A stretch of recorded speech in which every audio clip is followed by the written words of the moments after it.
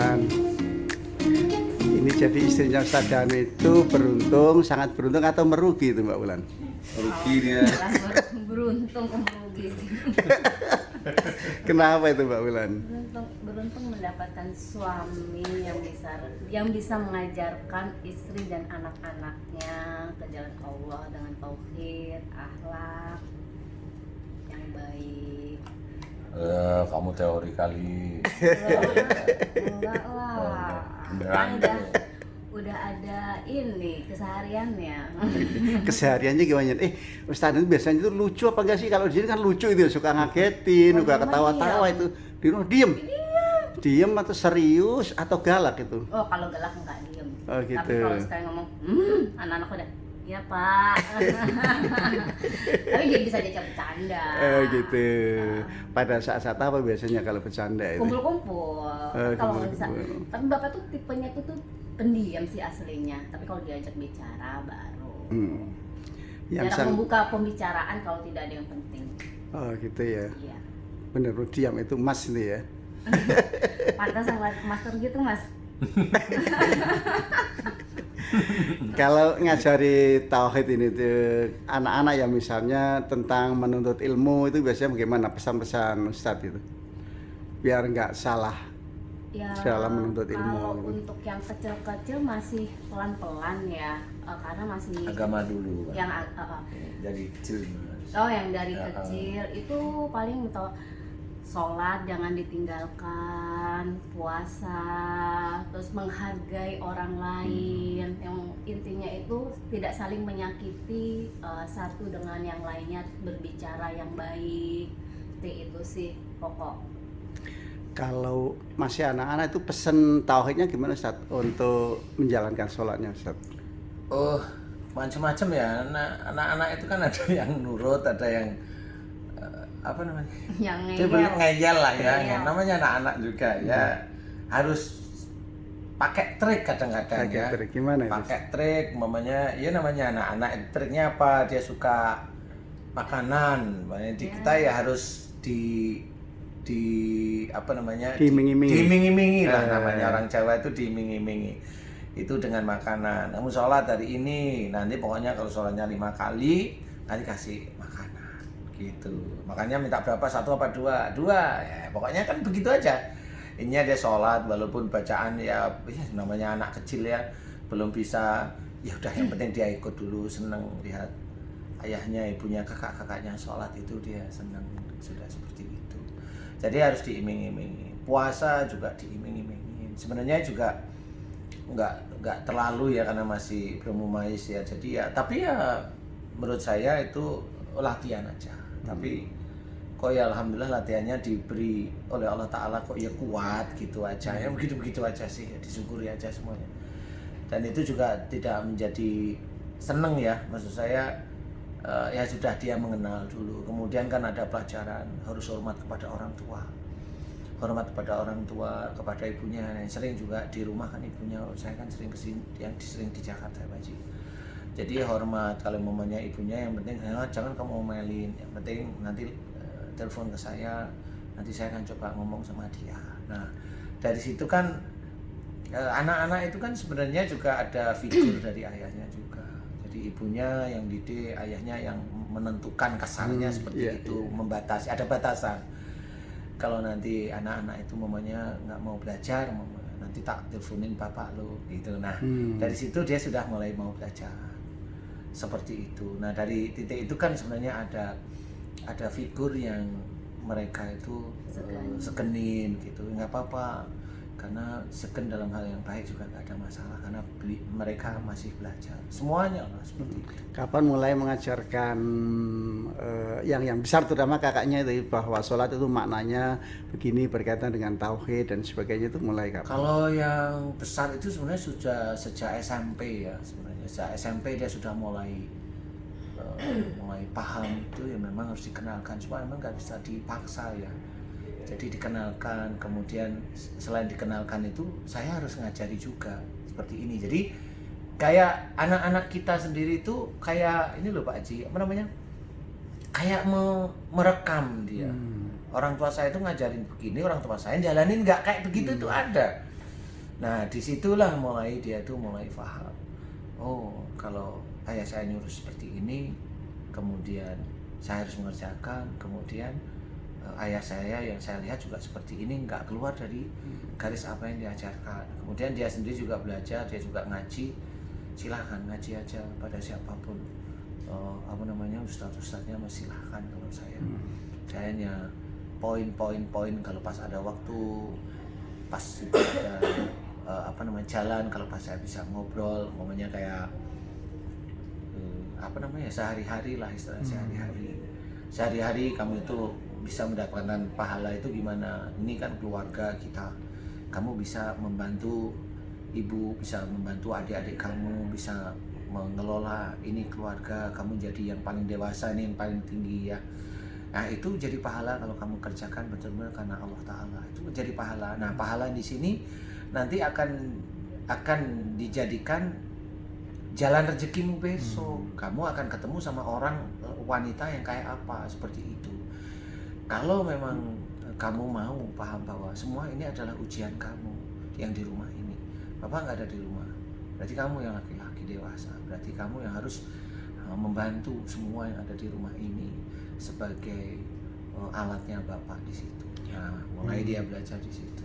Nah, tantangan paling sulit mengajarkan tauhid dan akhlak di keluarga, Pak. Ada istri, ada anak-anak, kemudian juga dari usia anak-anak juga bervariasi gitu.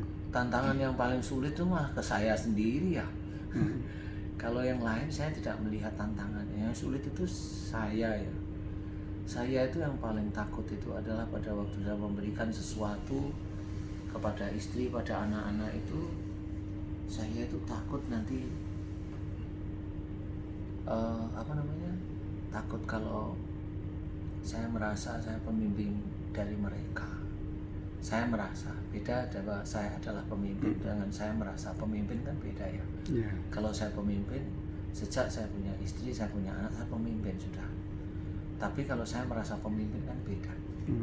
Saya merasa pemimpin itu merasa bahwa di situ ada ego saya, di situ ada emosi saya, di situ ada kekaguan saya, di situ saya merasa menjadi pemimpin mereka.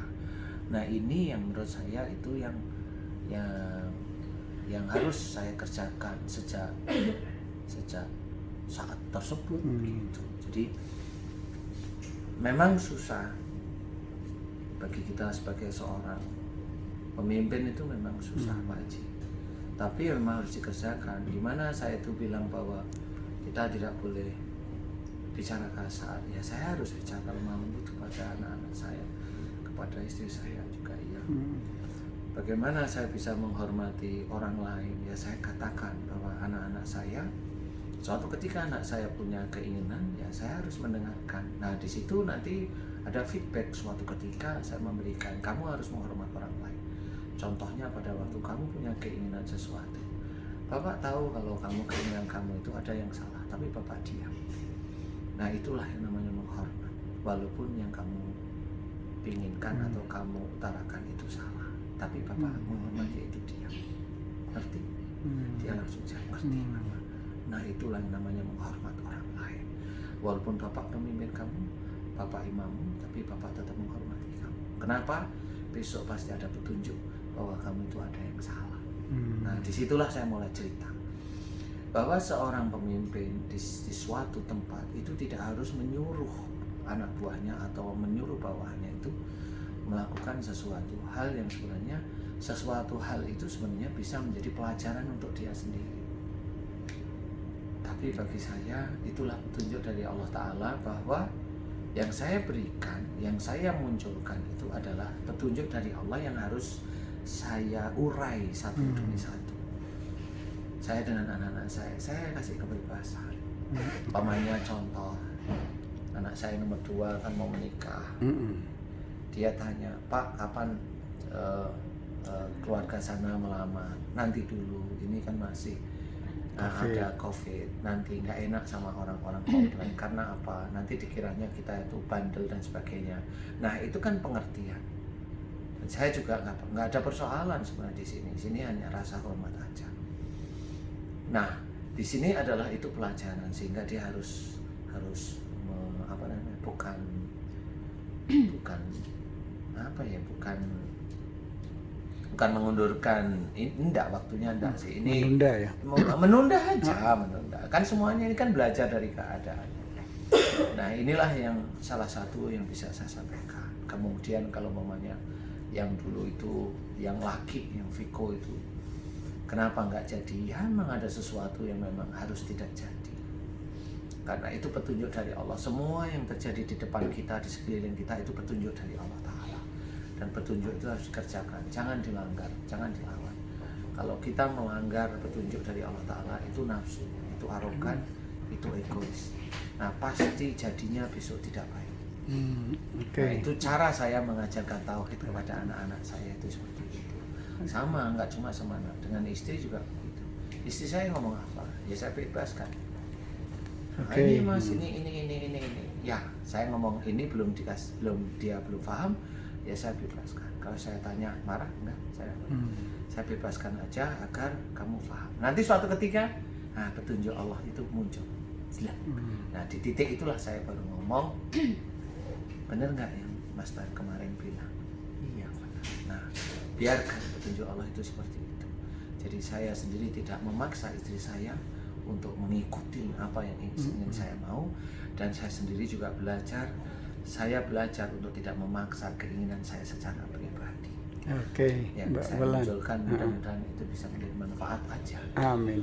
Mbak Wulan ini kan Ustadz 2 minggu sekali baru pulang ya. Biasanya 3 minggu loh. Oh 3 minggu. Biasanya kalau pulang apa yang dilakukan? Yang rutin? Rutin pasti biasanya kumpul sama anak-anak yang paling kecil Gitu. Ya. Paling kecil karena paling yang masih membutuhkan sosok seorang ayah bapak itu di figur itu pasti. Jadi bapak itu pasti manggil, "Dok, sini," gitu. Udah hanya ngobrol aja, berbincang, pokoknya memberi kedekatan antara seorang figur bapak sama anak. Karena yang kembar ini nih masih kadang-kadang nanya, "Bapak kok belum pulang? Bapak kok belum pulang?" Nah pas pada saat pulang itu biasanya bapaknya langsung manggil si kembar. Wah kembar tuh seneng. Kalau yang gede-gede tanpa disuruh udah langsung datang sendirinya. Karena Yang diobrolin apa Mbak sama si kembar nih? kalau bapak nih, gimana kamu ini main apa, jajan, nah berantem enggak? Nah karena sering itu tuh biasanya bapak ini berantem sih mereka itu berdua. Lucu ya. Berantem tuh bapak cuma bilang jangan berantem, kalian tuh kembar, harus saling sayang, seperti itu aja sih. Jangan lupa sholat, yang penting sholat belum gitu. Pernah nggak pas Ustadz mau balik lagi ke Jakarta kemudian mereka gondeli itu Wah, Mas ya. Gitu, jangan pulang, nggak usah ini ke Jakarta, aku aja yang ke Jakarta, bapak di sini aja, aku yang kerja. Itu udah. Gitu ya.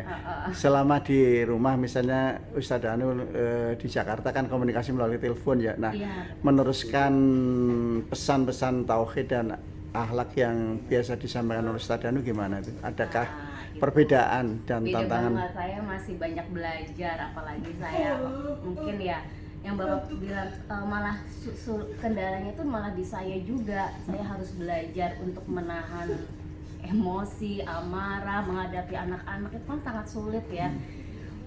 Malah bukan kendala, bukan di anak-anak, tapi malah ke diri saya sendiri. Kalau sampai di titik saya tidak bisa, memang saya harus telepon ke bapaknya ini mencari solusi. Karena saya kan dari tahap belajar yang menghadapi 5 anak sendirian, ditambah yang kecil-kecil yang sangat ngeyel lah udah. Biasanya kalau Mbak Wulan salah ngomong atau salah bersikap terhadap anak-anak, itu Ustadz sikapnya gimana tuh? Kalau alhamdulillah bapak cuma hanya mengingatkan jangan seperti itu, Jeng, itu salah, kamu harus lebih lembut, lebih menghargai anak, seperti itu sih. Bapak tuh nggak pernah menyalahkan saya, malah saya langsung di-cut balik sama omongan saya, astagfirullahaladzim, iya ya saya tuh nggak boleh kayak gitu ya sama anak, seperti itu. Gitu, gimana Iya. Ustadz? Begitu Ustadz?